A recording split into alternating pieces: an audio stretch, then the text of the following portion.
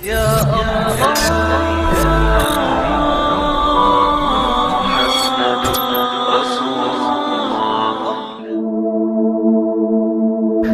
عظیم دوم میں ہٹلر سے پوچھا گیا کہ مسلسل جنگ کے نتیجے میں ہمارے قیمتی ترین لوگ مر رہے ہیں، ہم کیا کریں؟ ہٹلر نے جواب دیا کہ اگر ہو سکے تو اپنی قوم کے اساتذہ کو کہیں چھپا دو، اگر استاد محفوظ ہیں تو یہ قیمتی لوگ پھر تیار ہو جائیں گے۔ جن کے کردار سے آتی ہو صداقت کی مہک، ان کی تدریس سے پتھر بھی پگھل جاتے ہیں۔ ٹیچر اور سر دونوں اپنی جگہ پر ہی رہ جاتے ہیں، مگر دوسروں کو ان کی منزل تک پہنچا جاتے ہیں۔